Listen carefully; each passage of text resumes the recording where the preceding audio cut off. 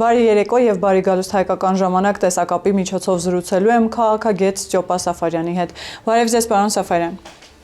Բարև ձեզ։ Պարոն Սաֆարյան, փորձենք վերլուծել Վլադիմիր Պուտին, Նիկոլ Փաշինյան հանդիպման, այսպես ասած, արդյունքները, թե արդյոք ինչ տվեց այդ հանդիպումը, որովհետեւ ըստ էության մենք ուրիշ որակի հանդիպում տեսանք կամ այլ անկեղծության զրույց տեսանք, նման զրույցները սովորաբար կուլիսներում կարող են լինել, բայց որ բացահայտ Վլադիմիր Պուտինը խոսեց մտահոգությունների մասին, քաղաքական ուժերի հետ կապված, ասաց, որ կան քաղաքական ուժեր, ռուսամետ ընդ որում քաղաքական ուժեր, որոնք պարտադիր պիտի մասնակցեն, հետո ամենատարբեր պաշտոնյաների հայտարարությունները դրանց հետևեցին Օվերչուկի,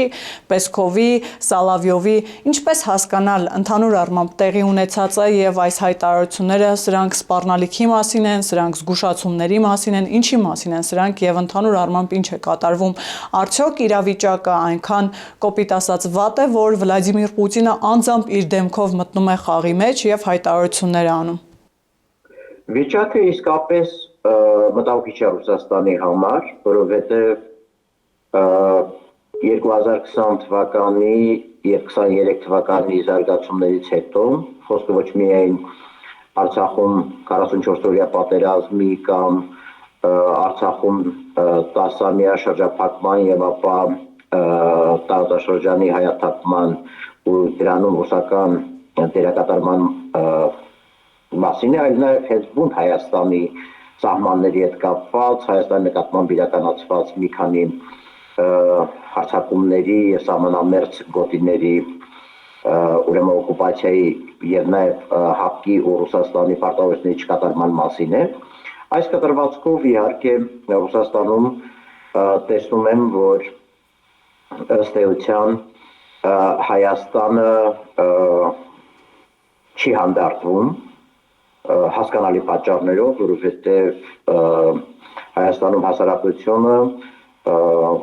ծայրահեղ վերանայել է Ռուսաստանի հետ եւ ՀԱՊԿ-ի հետ հարաբերությունների վիճակը եւ ոչ միայն իշխանությունները։ Հավատացեք, Ռուսաստանում էլ են հասկանում, որ սա միայն գործող իշխանության խնդիր չէ, այլ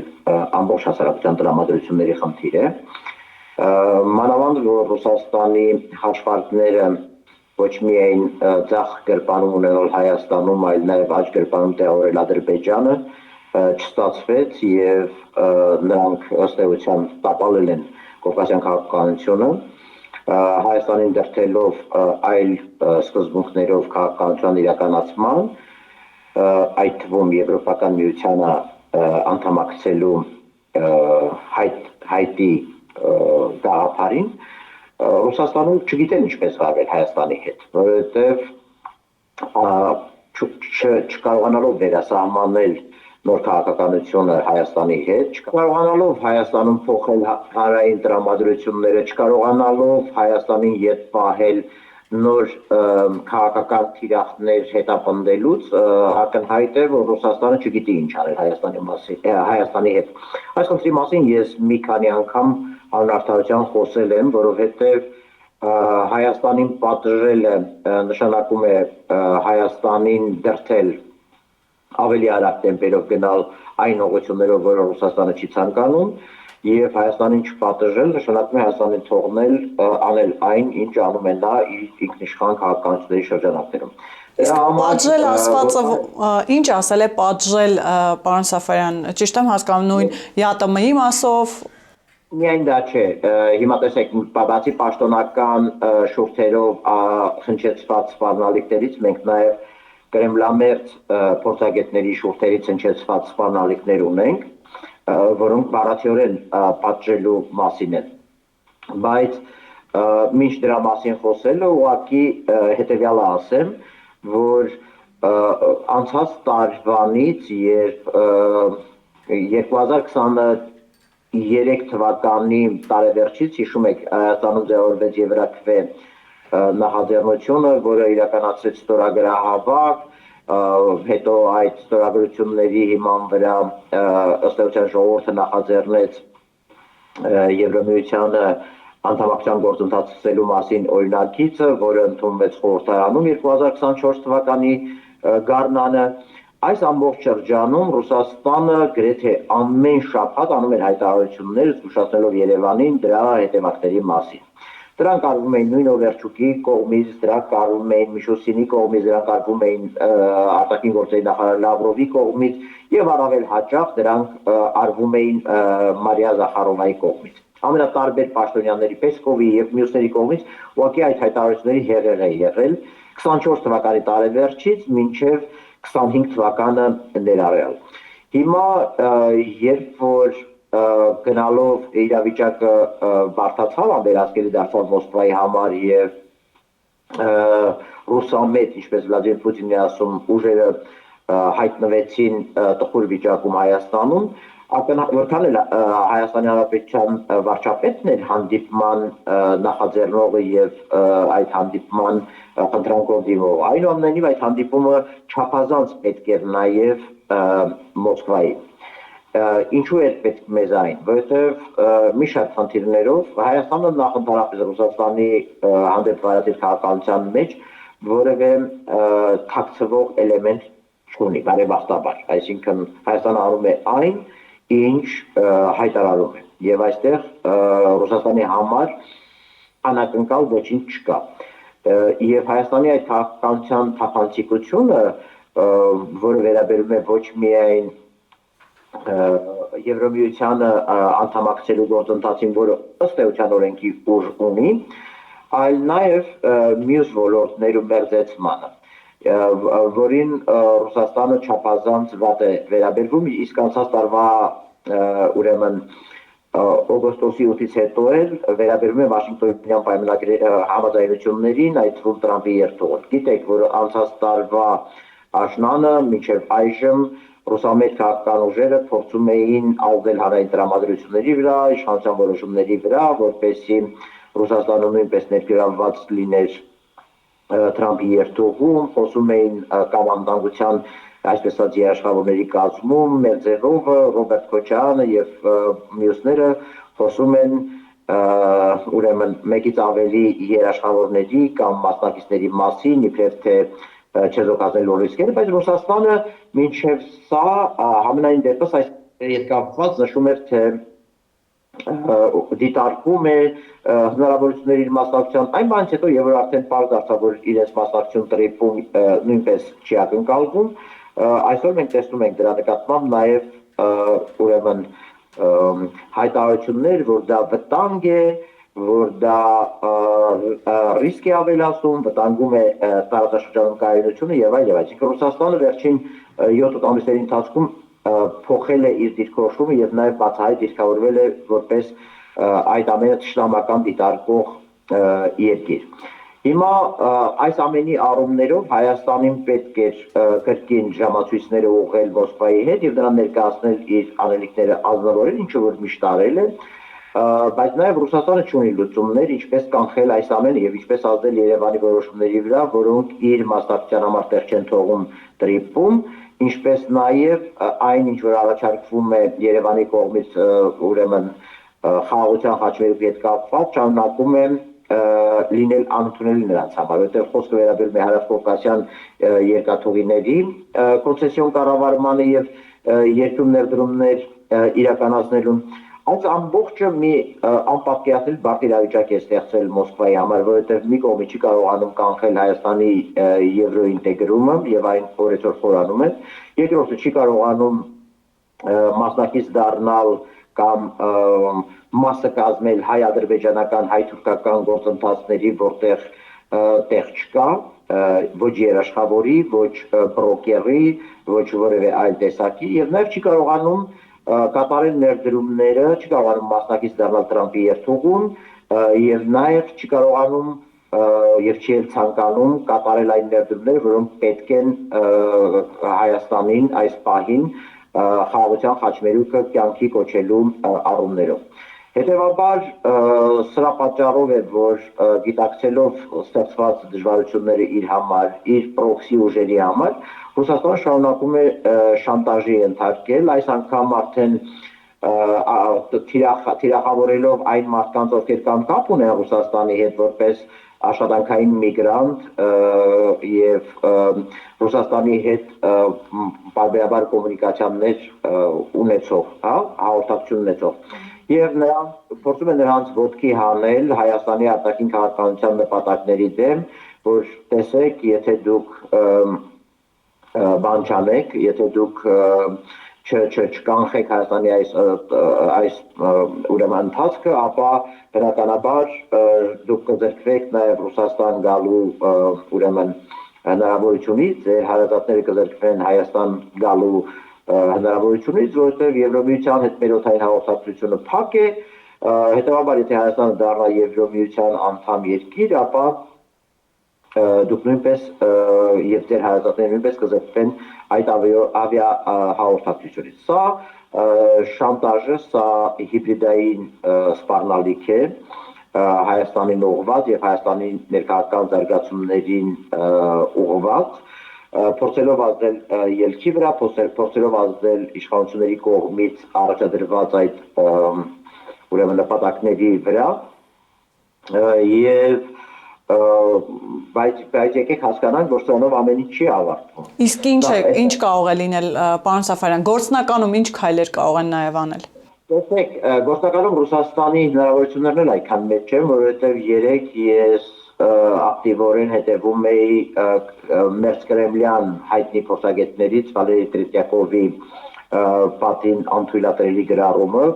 Կրեմլի քարոզիչներից է նա, որը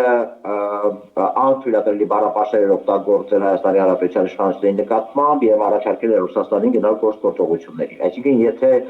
Օվերչուկը, Պեսկովը եւ նա ցածր ուղղակի դեռևս դիվանագիտական ձևակերպումներով են օգտագործում ձևակերպումներ կիրառում, որ իրենց իրավասություն են վերապահում Հայաստանի հետ քննարկելու ընտրությունների հարցը, ինչպես Պեսկովն է հայտարարել, որ իրենք Հայաստանի հետ իրավասու են քննարկելու Հայաստանի իշխանությունների առաջիկա գործողությունների հարցը, եւ առաջին հերթին եվրոինտեգրման համատեքստում եվրոպական միությանը անդամակցելու հեռանկարում կամ Օվերչուկը խոսում է ուղղակի այսպես ասած ավիա հաղորդակցության խափանման կամ վերանալու մասին, ապա փորձագետները, քարոզիչները ավելի ճիշտ, շատ ավելի կոշտ միջոցներ են ակնարկում եւ նայեք այդ քննարկումները, այդ մեկնաբանությունները, կտեսնեք խոսում են գազի թանկացման մասին, բայց այստեղ իրենք էլ հասկանում են, որ հնարավորությունները մեծ չեն, որովհետև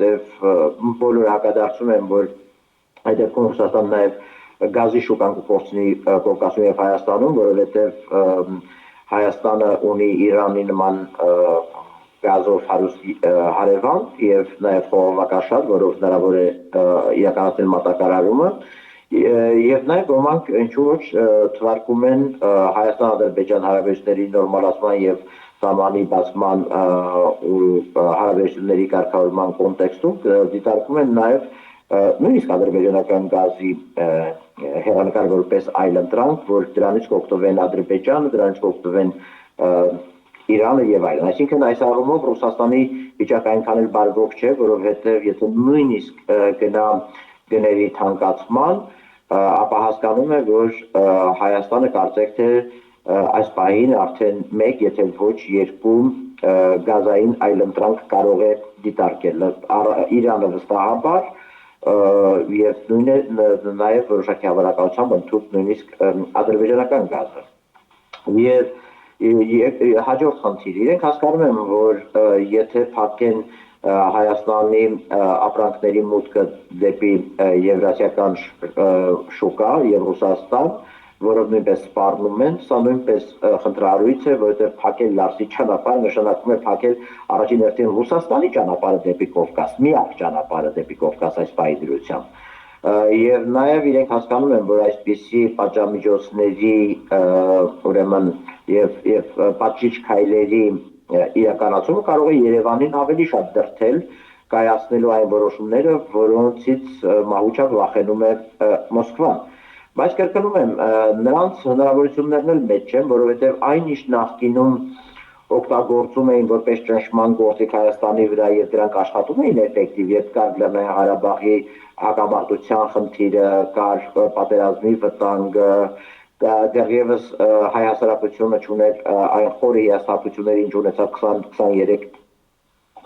թվականներին Ռուսաստանի դաշնակցային պարտավորություններից կամ հապկից եւ մնացածից, ապա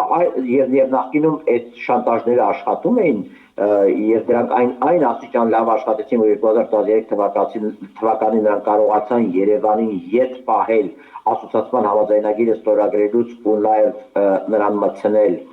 Եվրասիական տնտեսական միություն, ապա այսօր նույն այդ գործիքները նույնպիսի արդյունավետություն չունեն, դրանք բացարձակապես արդեն աշխատում են Ռուսաստանի դեմ, որովհետև ցանկացած քայլ կլինի դա աշխատանքային միգրանտների վիճակի վատ թարացումը Ռուսաստանում, կլինի դա Եվրասիական տնտեսական միության ու Ռուսաստանի շուկաների մուտքի փակումը հայկական ապրանքների համար, կլինի դա Լաչինի միջանցքի փակումը, ներողություն, չէ, Լարսի ճանապարհի փակումը, կլինի դա այլ բան, բոլորը դրանք աշխատում են հակառակ ուղղությամբ, որովհետև դրանով Ռուսաստանը փակում է իր ճանապարհը Կովկաս, դրանով Ռուսաստանը իր մրցակիցներին է դաշտ տալիս գազի մատակարարման առումով եւ դրանով Ռուսաստանը ճիշտ հակառակը ավելի արագացնում կամ հիմնավորում Երևանի կողմից կայացված որոշումները եւ գործողությունները։ Հետեւաբար Ռուսաստանի վիճակը դյուրին չէ, ինչպես որ դյուրին չէ մեր վիճակը, բայց դրանք տարբեր ձևերով չափազանց բարդ են եւ խնդիրը նաեւ որ այս տարիների ընթացքում Ռուսաստանը այդպես էլ չցանկացավ վերասահմանել իր հարաբերությունները Հայաստանի հետ։ Ռուսաստանում դա նաեւ երևում է Վլադիմիր Պուտինի արտահայտած մտքերից, որովհետեւ նա տեսեք նույնիսկ կամ անձամբ փոխանցել էր Պեսկովին եւ Ադրբեջանը այս առումով նույնպես նրան բողոք է ներկայացրել, հորդորելով Ռուսաստանի հարցեր չքննարկել, Ադրբեջանը նրան հորդորել էր Ղարաբաղի հարցեր չքննարկել Հայաստանի հետ եւ ընդհանրապես Պուտինն էլ Պեսկովին էր խնդրել փոխանցել, որ Ռուսաստանի հարցերն քաղաքական այս թողուբոհում չքննարկվեն, որովհետեւ դրանք ակնհայտորեն վեր են հանում այն դժգոհությունները, որոնք հայ հասարակության ներսում կան եւ դրանք ազդում են այսպես կոչված ռուսամետ ուժերի վարկանիշի վրա։ Իսկ Վլադիմիր Պուտինը, գիտեք, անձամբ խնդրվեց ուրեմն Նիկոլ Փաշինյանին թույլ տալու այդ ռուսամետ ուժերի գրանցումը մասնակցությունը Հայաստանի քաղաքական կյանքում։ Բայց դա օգնելու է թե խանգարելու է այդ ուժերին, պարոն Սաֆարյանի, վերջո, որովհետև Վլադիմիր Պուտինը ըստ էության իր դեմքով հայտարարեց այն մասին, որ դրանք չակերտավոր ասած իմ ուժերն են եւ թեև ռուսական անձնագիր ունեն, պիտի մասնակցեն ընտրություններին։ Այս ուժերը ասում էին, որ իրենք Ռուսաստանի հետ կապ չունեն, եվրոինտեգրման մասին էին խոսում, թրիփն էին գովերքում, ասում էին պարզապես երաշխավոր կավելացնենք, թե չէ թրիփը շատ լավ պրոյեկտ է։ Հիմա այս քայլով ըստ էության օգնեց այդ նույն ուժերին, թե հակառակը։ Իրականում վնասեց, որովհետև դա խայտարակություն է ուղղակի այլ երկրի նախագահը հայտարարում է, թե ես մեկ այլ երկրում ունեմ ներքին կյանքին միջամտող Ռուսաստանի անձնագրով Ռուսաստանի քաղաքացի հանդիսացող ուրեմն առաջնորդներով ուժեր։ Սա ուղղակի խայտարակություն է։ Սա ուղղակի նշանակում է թաղել այդ քաղաքական ուժերին, որովհետև ըստ էության ներողություն Վլադիմիր Պուտինի հայտարարությունը բավարար կենտրոնական դրականատաժողովի համար չգրանցելու այդ ուժերին, որովհետև ակնհայտ է, որ տեսեք ճիշտ եք ասում, որովհետև Պեսկովն էլ էր հայտարարի կարծես թե որ նրանք ունեն ռուսաստանյան անձնագրեր։ Եվ ի վերջո չմոռանանք, որ Ռուսաստանի արտգործնախարարությունը Մարիա Զախարովան քանիցս նույն Սամվել Կարապետյանի նկատմամբ մտահոգություններ արտահայտել է որպես Ռուսաստանի քաղաքացի։ Մի կողմ ենք տոնում, որ Սամվել Կարապետյանը ինքն էլ մյուս կողմից Հայաստանի Հանրապետության դատի է տվել որպես Կիպրոսի քաղաքացի, այսինքն ակնհայտ ցույց տալու, որ ինքը չի կարող ուղղակի մասնակցել Հայաստանի քաղաքական կյանքին։ Չի, դա ուղղակի նոնսենս է, դա հակաօրինական երևույթ է, եւ եթե նույնիսկ ներեցեք այն ինչ որ ասում են սահմանադրություններ փոխեն, չեն կարող ուղղակի դա անել, դա ուղղակի նոնսենս է։ Չի կարող այլ երկրի քաղաքացին նույնն է Պանդորայի թուղթ բացին եւ ասենք օրինակ ադրբեջանցիներն էլ կարող են բանանել գալ եւ Հայաստանի վարչապետ դառնալ, հա, սա ուղղակի հիմարություն է, որը շարունակում են կրկնել մեր ձևով կամ ուժեղ Հայաստան կուսակցության անդամները, որովհետեւ այդպիսի փոփոխություն անես արմատության մեջ շարունակում են նաև Ադրբեջանին թույլ տալ գալ մասնակցել վարչապետ դառնալու հարցում, Թուրքիային թույլ տալ, Իրանին թույլ տալ, բոլորին թույլ տալ, ինչու՞ միայն Ռուսաստանին։ Հիմա այս հայտարարակ իրավիճակում իհարկե Վլադիմիր Պուտինի հայտարարությունները թվում է թե օգնություն է ռուսանետ ուժերին, բայց իրականում վտանգում է նրանց գոյությունը, որովհետև նրանք մինչև հիմա իրենց ներկայացնում են որպես Հայաստան ներկայացնող ուժեր, խոսում են ուժեղ Հայաստանի մասին, խոսում են մյուսի խմբակցություններ Հայաստան անունն է կրում, բայց ստացվում է, որ դրանք ուղղակի Հայաստան անվան շահարկմամբ այլ երկրներին սպասարկող, որովհետև ռուսամետ ուժ նշանակում է Ռուսաստանին ծառայող ուժ։ Հիմա այս կտրվածքով իհարկե Պուտինի հայտարարությունները վնասում են նրանց։ Բայց այնուամենայնիվ իրենց վարչապետի թեկնածուն, այսպես ասած, ի վերջո ով է լինելու, որովհետև որքան էլ որ ուժեղ Հայաստանից դե շարունակում են պնդել, որ իրենց վարչապետի թեկնածուն Սամվել Կարապետյանն է, մենք հասկանում ենք, որ տվյալ անձը խնդիր ունի սահմանադրության հետ։ Հիմա ում են գնալու այդ ձայները։ Մենք չգիտենք այդ կուսակցությունը, որ գրանցվել է արտադրության նախարարությունում, չգիտենք, ասենք դրա հիմնադրողները, անդամները Հայաստանի Հանրապետության քաղաքացի թե Ռուսաստանի, ասենք նույն Ալիկ Կարապետյան չգիտեմ։ Ալեքսանյան, եթե չեմ սխալվում։ Ինչևից է, հրապարակը չէ, ասենք այդ երիտասարդի ռուսաստանյան անձնագիրը։ Ասենք Սամվել Կարապետյանի չգրանցումը դա ուղղակի քննարկման ենթակա չի։ Բայց Սամվել Կարապետյանից բացի այն մյուսների հարցերը կա, ասենք այդ կուսակցությունները արդյոք համապատասխանում են իրենց ուրեմն համապատասխանում են Հայաստանի Հանրապետության օրենսդրության պահանջներին եւ այն մարդիկ, որոնք գրանցել են այդ կուսակցությունը, հանդիսանում են Հայաստանի Հանրապետության քաղաքացի, այն մարդիկ, որոնք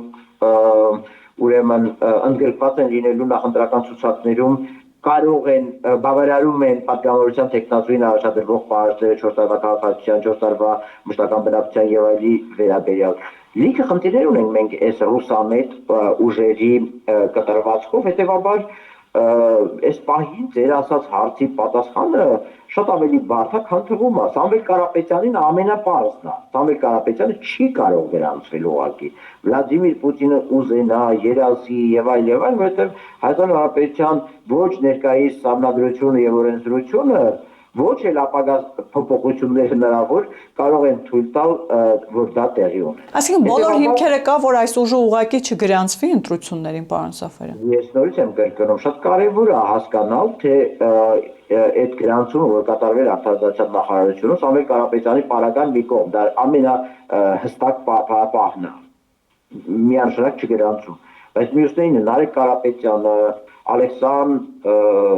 Ալիկ Կարապետյանը կամ մյուսները չգիտեմ ազգանունը չեմ հիշում, արդյոք իրենք բավարարում են պատգամավորության կամ մյուսները, որ ցուցակում են լինելու, ով է լինելու այդ ցուցակում, մենք չգիտենք։ Այդ առաջինը, այսինքն կենտրոնական ընտրական հանձնաժողով ներկայացվելիք փաստաթղթերը արդյոք այնքան օրինական են լինելու, որ այդ ուժը գրանցվի մեկ։ Արդյոք այդ ուժի ցուցակով ներկայացված անձինք բավարարելու են Հայաստանի Հանրապետության սահմանադրության եւ օրենսդրության պահանջներին երկուս։ Այստեղ այնքան եթեներ կա, որ դեռևս խոսել որ այդ ուժը կարող է գրանցվել, սա նոնսենս է, չհաշված որ Ռուսաստանի Դաշնության նախագահը ինքն է ըստ էության նրանց ներկայացնում որպես այլ երկրի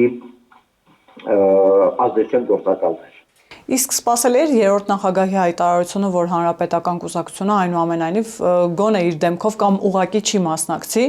այլ հարց է, որ հանրապետականները արդեն այսպես ասած տեղավորվում են ճակերտավոր Կարապետյանների ավտոբուսում, արդյոք սպասելի էր երրորդ նախագահի նման հայտարարությունը։ Սպասելի էր այդ առումով, որ գոնե ի տարբերություն Ռոբերտ Քոչարյանի, Լևոն Տեր-Պետրոսյանի, Սերժ Սարգսյանը քաղաքականություն վերադառնալու նշաններ ցույց չի տվել։ Իսկ եթե նա դա ցույց չի տալիս, նշանակում է իսկ նրա կուսակցության մեջ այնպիսի դեմքեր են մնացել, որոնք դժվար թե դառնային այդ ցուցակների գլխավորողները, վարչապետի հավակնորդները եւ այլն, հա։ Հետևաբար նրան ուրիշ ոչինչ չէր մնում, քան տեղավորվել այլ ցուցակներում, այլ ավտոբուսներում իր մարդկանց, որոնք ուզում են քաղաքականությանը մասնակցել, եւ սա չափազանց սպասելի էր հանրարդարության, մանավանդ եթե հաշվի առնենք նաեւ որ 21 թվականի ընտրություններին պատիվ ունեմ դաշինքը, որի մաս էր կազմում ոչ միայն հայրենիք կուսակցությունը Արտուր Վանեցյանի, այլ նաեւ Սերժ Սարգսյանի հանրապետական կուսակցությունը, ըստ էության խորհրդարանում հայտնվել էին ոչ թե դրա համար, որ ունեին որ հաղթահարել էին շեմը, այլ ուղղակի քանի որ երրորդ խմբակցությունն էին եւ իրավունքի ուժով խորհրդարանում չէր կարող երկուսից պակաս քաղաքական ուժ լինել։ Պարոն Սաֆարյան, նաև հասկանանք, թե եկեղեցու դիրքավորումը ինչպիսին պիտի լինի կամ առանձին եկեղեցականները, գիտեք, քիչ չեն խոսակցությունները այն մասին, մենք տեսանք, թե որքան ժողովրդավար է ճակերտավոր ասած Մոսկվան Հայաստանի եւ հայաստանցիների նկատմամբ Ռուսաստանում ապրող, քանիցս մենք տեսնում ենք վարչապետի այցերի ժամանակ այնտեղ ցույցեր են տեղի ունենում, եւ նաև քիչ չեն խոսակցությունները, որ անձամբ թեմի առաջնորդը Եզրաս Ներսիսյանն է նրանց վրա նաև ճնշումներ բանեցնում։ Հիմա հասկանանք նախընտրական այս փուլում արդյոք որոշ հոգևորականներ կրկին նախընտրական process-ում մասնակցություն են ունենալու ամենատարբեր հայտարարությունների կամ գործողությունների տեսքով։ Օրինակ այսօր Տեր Զարեհը արդեն հայտարարել է, որ նրանք ովքեր ընտրեն քաղաքացիական պայմանագիր, ազգի անեծքը թափվելու է նրանց գլխին։ Հիմա նման հայտարարություններ կտեսնենք առաջիկայում։ Այո, կտեսնենք եւ մինչեւ Տեր Զարեհի հայտարարությունները ուշադիր եղեք Սուրբ Զատիկին նվիրված պատարագում կաթողիկոսի խոսքին։ Այն չափազանց քաղաքականացված ելույթ էր Արցախի եւ Նացածի հիշատակումներով, չգիտես ինչու 44-օրյա պատերազմի ժամանակ այդպիսի ռազմահայրենասիրական ոգով չտոպորված կաթողիկոսը վերջին շրջանում չափազանց շատ է հիշում արտաքին քաղաքականության կարևորագույն խնդիրներ, արցախցիների հարցեր եւ այլն։ Այս բոլորը պատահականություն չի եւ ճիշտ այնպես ինչպես 20 թվականից հետո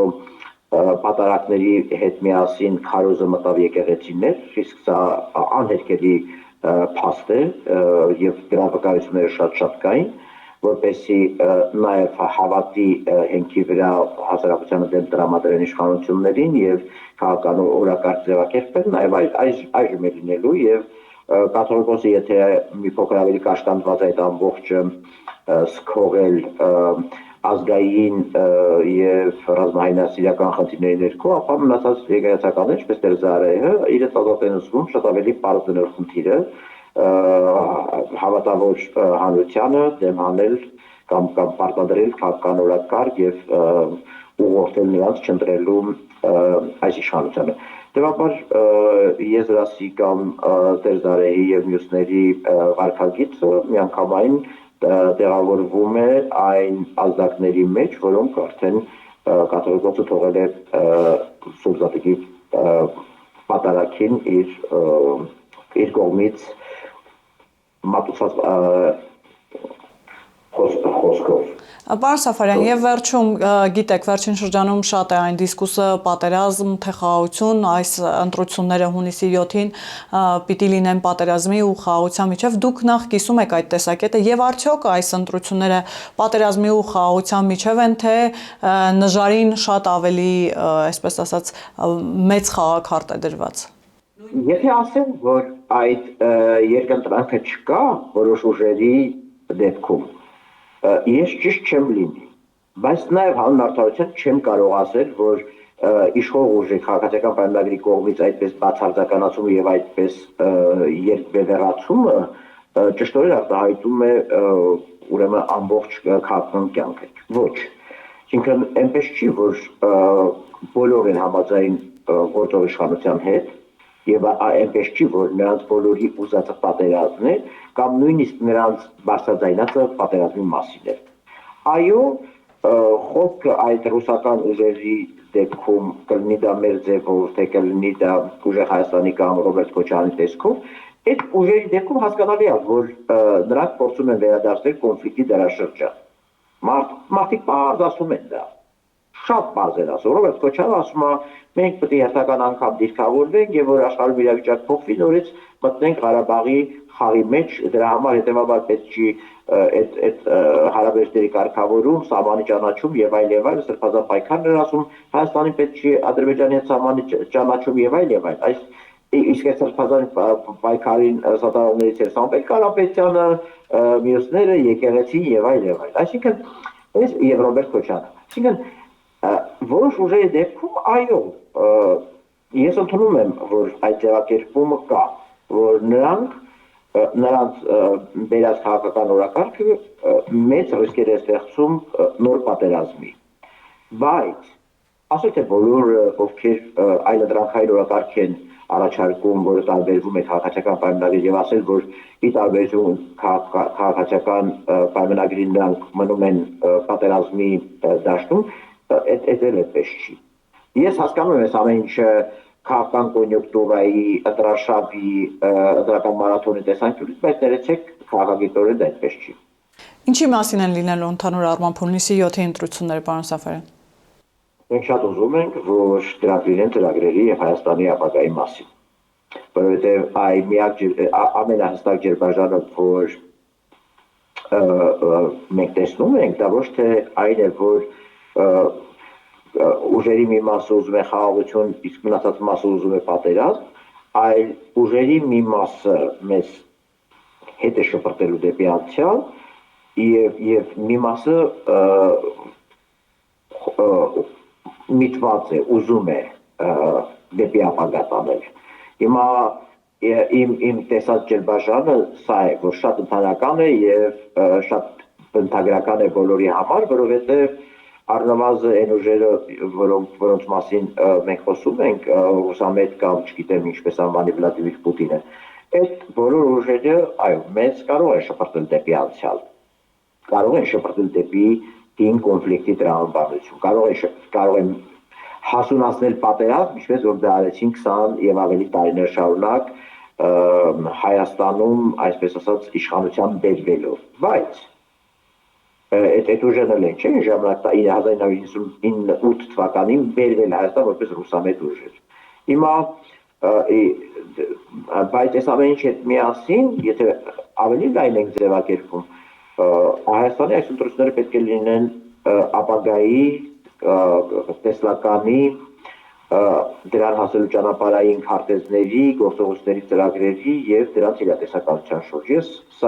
Ես եւ իմ ընկերները կամ անենք հայկական վեկտոր թե ինչպես կամ որևէ այլ ձևաչափով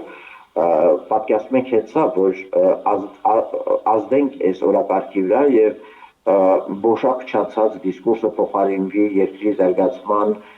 մասին, թույլ դավաճան կամ չգիտեմ եւ այլն, այսպես այս ամբողջ երկրը զիջի ծրագրերի եւ գործողությունների մասին քննարկմանը։ Այո, նաեւ խաղաղության տարբեր տեսակների, տարբեր մոդելների, որտեղ եթե նույնիսկ ոմանք չեն կիսում քաղաքացիական պայմանագրի տեսլականը խաղաղության օրակարգի շուրջ, կարող են առաջարկել իրենց տեսլականը։ Հիմա